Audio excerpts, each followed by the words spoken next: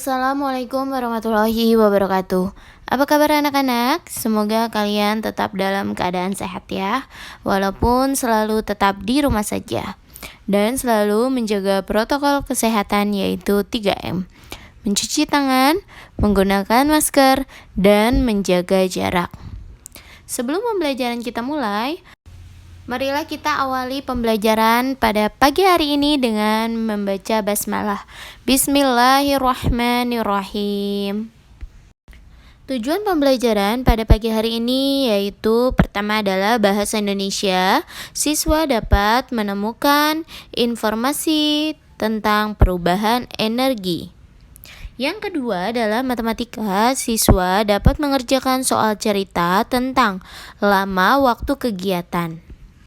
Anak-anak, perubahan energi bukan hanya terjadi di dalam tubuh manusia saja. Perubahan energi dapat dilihat pada peralatan yang kita gunakan sehari-hari. Pelajarilah lebih lanjut contoh perubahan energi berikut. Perubahan energi listrik menjadi energi panas. Peristiwa perubahan energi ini dapat terjadi pada setrika listrik saat kabel setrika diberikan aliran listrik. Seketika itu, energi listrik berubah menjadi energi panas. Peristiwa yang sama juga terjadi pada kompor listrik dan penanak nasi listrik. Yang kedua adalah perubahan energi listrik menjadi energi gerak. Perubahan energi lainnya adalah perubahan energi listrik menjadi energi gerak. Lihatlah alat-alat berikut. Saat menggunakan peralatan tersebut, terjadi perubahan energi listrik menjadi energi gerak. Contohnya kipas. Saat kipas dicolokkan ke dalam listrik, maka kipas akan bergerak mengeluarkan angin. Dan sama contoh berikutnya adalah blender. Blender ketika kita colokkan ke dalam aliran listrik, maka akan bergerak berputar. Yang ketiga adalah perubahan energi kimia menjadi energi panas. Sebelum digunakan, kompor diisi dengan minyak tanah terlebih dahulu. Kompor dinyalakan dengan api, timbullah panas. Dengan energi panas itu, kita dapat memasak nasi, memasak air, menggoreng ikan, dan lain-lain. Energi kimia lainnya adalah gas. Gas dapat digunakan untuk menyalakan kompor. Saat kompor gas menyala, terjadi perubahan energi kimia menjadi energi panas. Yang keempat adalah perubahan energi gerak menjadi energi bunyi. Contoh perubahan energi gerak menjadi energi bunyi dapat kita lihat saat seseorang pemain drum memainkan alat musik drumnya. Ia menggunakan energi geraknya untuk membunyikan drum. Contoh lainnya yaitu saat kentongan dipukul. Energi gerak pemukul kentongan berubah menjadi energi bunyi. Kita berhak menggunakan energi tersebut, tapi kita juga memiliki kewajiban terhadap energi. Kita wajib menggunakan energi dengan bijak. Energi di dalam tubuh harus digunakan untuk sesuatu yang baik dan bermanfaat. Berikut adalah contoh seseorang yang memanfaatkan energinya untuk hal yang bermanfaat. Contohnya seorang guru. Ia mengeluarkan energinya untuk mengajar. Ia curahkan tenaga agar murid-muridnya menjadi cerdas dan terampil. Guru berharap kelak murid-muridnya menjadi orang yang berguna. Demikian juga seorang petani. Ia menggarap sawahnya dengan sekuat tenaga. Energinya digunakan untuk mencangkul dan menanam padi di sawah. Di bawah terik matahari yang menyengat, dia tetap bekerja. Petani berharap sawah yang digarapnya akan menghasilkan padi yang bagus. Banyak orang yang membutuhkan padi untuk keutuhan hidup. Padi digiling menjadi beras, beras dimasak lalu dimakan. Menggunakan energi untuk hal yang berguna merupakan suatu kewajiban. Jangan menggunakan energi untuk hal yang tidak berguna. Misalnya tenaga seseorang yang kuat digunakan untuk berkelahi. Energi bunyi dari radio digunakan untuk mengganggu orang lain, atau energi panas api digunakan untuk main petasan. Itu tidak bijak ya dalam penggunaan energi.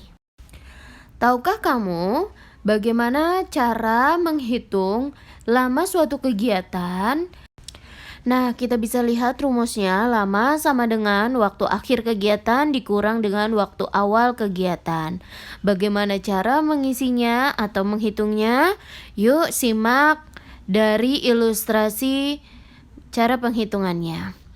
Yang pertama, lama suatu kejadian apabila kita yang dicari adalah lama suatu kegiatannya. Pada saat kita ingin pergi pada pukul 07.00 dan sampai di tempat tersebut pukul 08.30. Bagaimana cara kita mengerti atau mengetahui lama suatu kegiatan tersebut?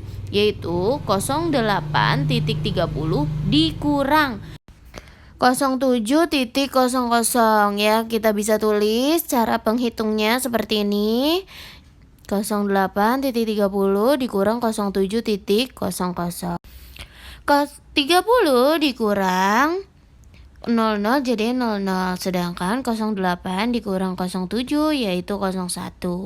Karena yang ditanya jamnya, jadi bisa kita tulis dengan lamanya adalah 1 jam 30 menit. Dan yang selanjutnya yaitu untuk soal yang kedua, jika berangkat pada pukul 07.40 sampai dengan 10.10, maka berapa lama tersebut? Nah, lama yaitu waktu selesainya adalah pukul 10.10 dan waktu mulainya adalah 07.40, maka dikurang ya. Kita lihat 10 dikurang 40 ternyata tidak bisa, maka harus pinjam 1 di angka 10. Jadi 10 dikurang 1 yaitu 9. Jadi ini 1 jam ya. Nah, karena ini 1 jam, kita pindah ke angka menit, jadi 60 menit dulu, kita ubah dulu.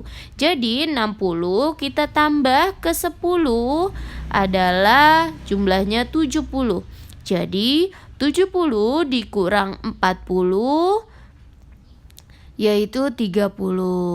Nah, sekarang 09 dikurang 07 yaitu 02. Jadi lama kegiatan tersebut adalah 2 jam 30 menit ya. Bisa kita lihat di sini sudah paham ya anak-anak sampai di sini ya.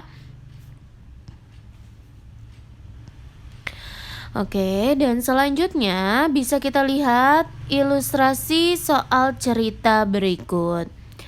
Pada pukul 05.00 Lani bangun tidur, kemudian mandi, berpakaian, dan menyiapkan perlengkapan sekolah. Kegiatan ini dilakukan sampai pukul 05.30. Berapa lama kegiatan tersebut? Kita lihat, Lani bangun pukul 5 dan Lani selesai mandi dan berpakaian dan lain-lain adalah 05.30. Berapa Lani kegiatannya? Kita hitung bersama-sama. Kegiatan selesainya 05.30. Lalu kegiatan mulainya 05.00.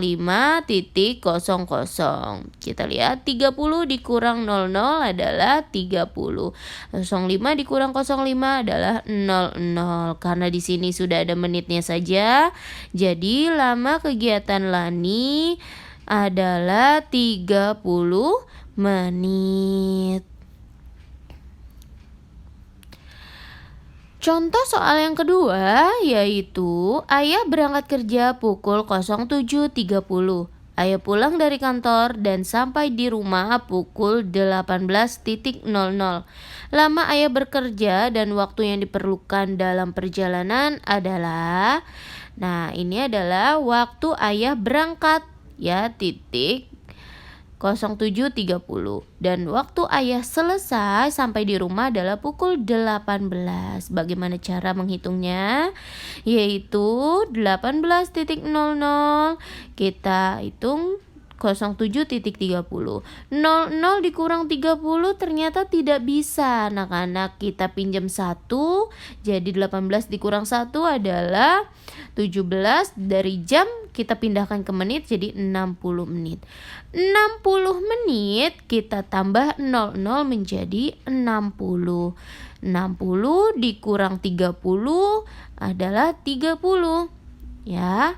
Dan sekarang 17 dikurang 07 adalah 10. Jadi lama ayah bekerja dan perjalanan yaitu membutuhkan waktu 10 jam 30 menit. Insya Allah anak-anak sudah paham ya dengan ilustrasi soal cerita yang telah Ibu berikan. Untuk contoh soal ketiga, Pak Ahmad menanam bibit cabai pada bulan Maret. Pada akhir bulan Juni, cabai-cabai tersebut sudah siap dipanen. Berapa lama proses menanam cabai tersebut? Jadi ini tidak dikurangi dengan cara sebelumnya ya. Jadi kita di sini karena yang ditanyakan bulan, jadi dari bulan Maret sampai dengan bulan Juni. Kita lihat berapa lamanya. Dari bulan Maret sampai bulan Juni kita sama-sama hitung ya. 1, 2, 3, 4. Jadi lama proses menanam cabai Pak Ahmad adalah 4 bulan. Soal yang keempat. Ibu ingin menjahit baju. Pada hari Senin, ibu membawa kain untuk dijahit. Baju tersebut selesai dijahit pada hari Sabtu.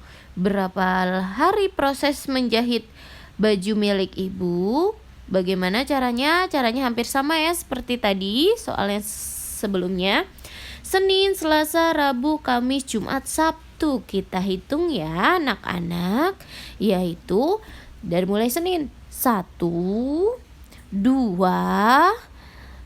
3, 4, 5, dan 6.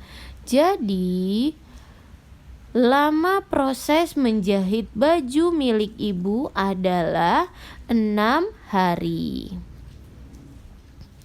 Oke, soal yang terakhir contohnya, seorang penjahit bisa membuat 3 baju dalam waktu 1 hari. Berapa lama waktu yang diperlukan jika ingin membuat 15 baju? Bisa kita lihat 1. Dalam kita kelompokkan ya, dalam 1 hari dia bisa menjahit 3 baju. Kita kelompokkan, di sini ada 1, 2, 3, 4, dan 5. Ada 5 kelompok ya. Bisa kita lihat yaitu 15 caranya dibagi 3 sama dengan 5. Jadi waktu yang diperlukan jika ingin menjahit 15 baju adalah 5 hari. Oke anak-anak, sampai di sini dulu pembelajaran kita hari ini. Marilah kita membaca hamdalah alhamdulillahirobbilalamin ya. Selanjutnya kalian silakan mengerjakan tugas berikut. Untuk tugas hari Kamis, kalian silakan kerjakan matematika dan bahasa Indonesia. Dan ini adalah soal latihan matematika. Kalian bisa kerjakan isinya aja beserta caranya di buku tulis. Lalu kalian share ke ibu jika sudah selesai ya. Dan ini juga di hari Kamis juga ya. Ini ada tugas 5 soal bahasa Indonesia. Kalian silakan isinya aja kalian tulis di buku tulis dengan rapi dan jawabannya yang benar ya. Dan kalian yang teliti dalam pengisian soalnya. Oke anak-anak, tetap semangat dan jaga kesehatan kalian ya. Dan selalu mengikuti protokol kesehatannya. Terima kasih telah menonton video Ibu hari ini. Wassalamualaikum warahmatullahi wabarakatuh.